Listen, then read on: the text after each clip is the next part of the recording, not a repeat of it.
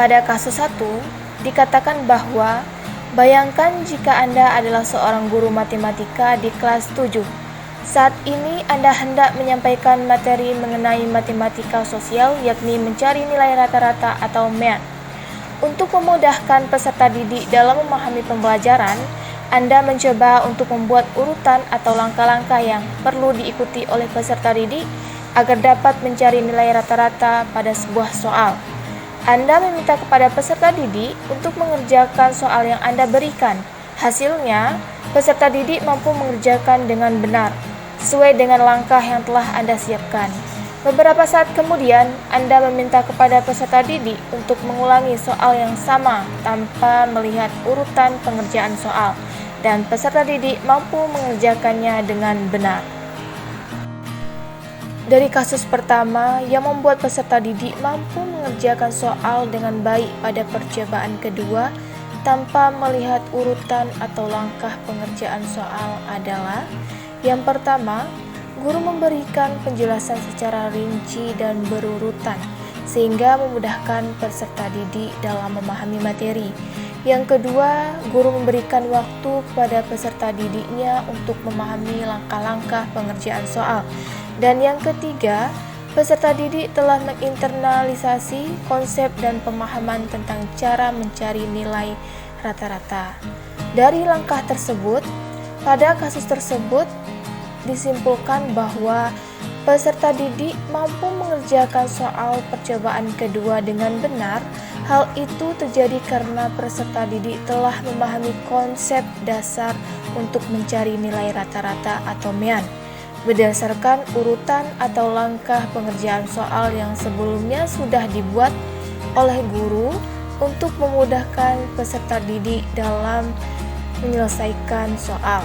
Selain itu, peserta didik juga sudah diberikan kesempatan untuk mengerjakan soal percobaan pertama berdasarkan urutan atau langkah pengerjaan yang dibuatkan oleh guru. Pada percobaan tersebut, mereka mampu mengerjakan soalnya dengan benar.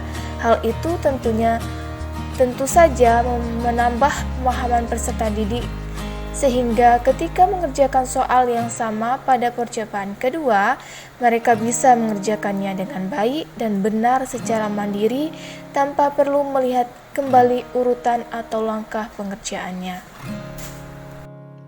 Pertanyaan selanjutnya, sebagai seorang calon guru, dalam kegiatan belajar yang seperti apa metode di atas dapat diterapkan?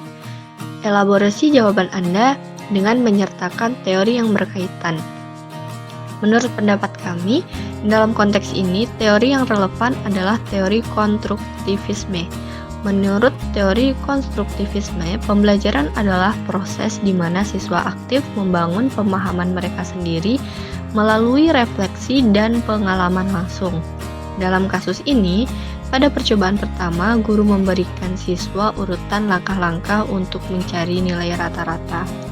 Namun, pada percobaan kedua, siswa telah menciptakan pemahaman mereka sendiri tentang konsep rata-rata melalui pengalaman sebelumnya. Dan inilah yang memungkinkan mereka untuk mengerjakan soal dengan baik tanpa paduan langkah-langkah. Metode berbasis pemahaman seperti ini dapat diterapkan dalam kegiatan pembelajaran di mana guru memberikan kesempatan kepada siswa untuk eksplorasi, bertanya, dan memahami konsep secara lebih mendalam. Ini juga mendorong siswa untuk berpikir kritis dan mengembangkan pemahaman yang lebih abstrak daripada sekedar menghafal langkah-langkah. Dengan demikian, metode ini dapat membantu siswa membangun pemahaman yang lebih kuat dan berkelanjutan tentang konsep matematis seperti nilai rata-rata. Permasalahan pada kasus 2 ini adalah Rina adalah seorang guru di kelas 1 SD. Sebagian besar peserta didiknya belum bisa berhitung dengan lancar. Rina sedang memikirkan cara yang sesuai untuk membantu setiap peserta didik menyelesaikan tantang belajarnya. Nah, menurut Anda, apa yang dapat Rina lakukan untuk membantu peserta didiknya sesuai dengan tahapan perkembangan usia? Di kelompok kami, mengenai kasus di atas, yang dapat Rina lakukan kepada peserta didiknya sesuai dengan perkembangan usia adalah: yang pertama, mulailah dari konsep dasar. Yang kedua, gunakan metode yang menarik dan menyenangkan. Yang ketiga, beri kesempatan kepada anak untuk berlatih secara mandiri. Dan yang keempat, berikan umpan balik yang positif. Nah, mengapa Anda menyarankan hal tersebut? Elaborasi jawaban Anda dengan menyertakan teori yang berkaitan. Menurut pendapat kami, mengapa 4 hal tersebut menjadi landasan Rina untuk membantu peserta didiknya dalam belajar? Menurut teori perkembangan kognitif menurut Viese, menjelaskan bahwa anak-anak belajar melalui interaksi dengan lingkungan mereka.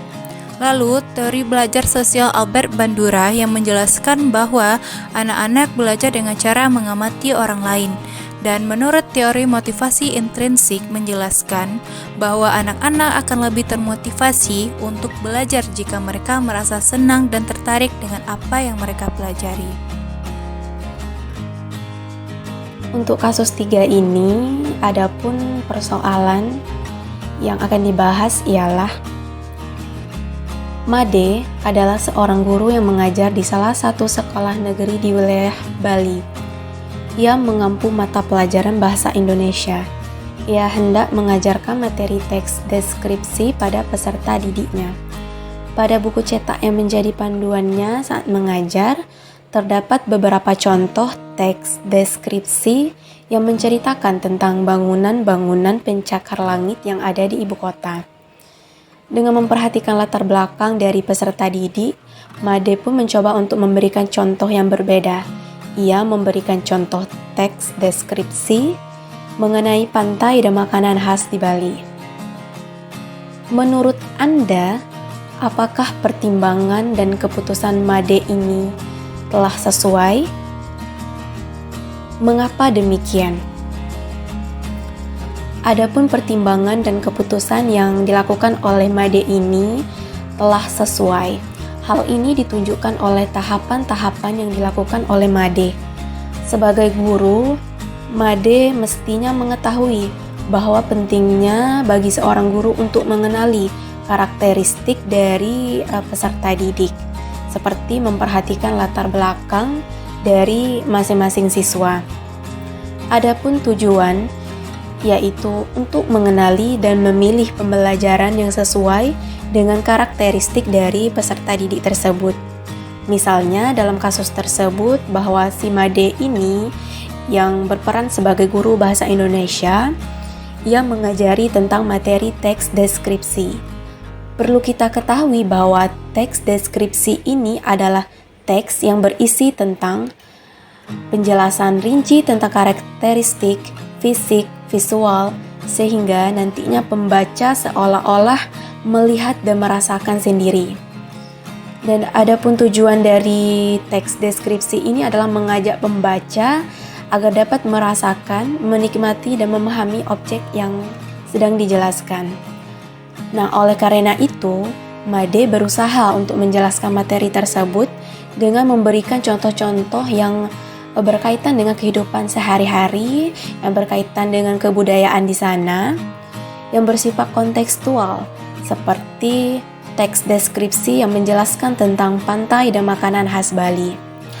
Nah, adapun pemberian contoh yang dimaksud di sini ialah yang berkaitan dengan makanan dan tempat wisata Bali ini dimaksudkan agar peserta didik lebih paham mengenai konsep teks deskripsi, agar peserta didik lebih tergambarkan dalam pikiran mereka arti dari teks deskripsi ini.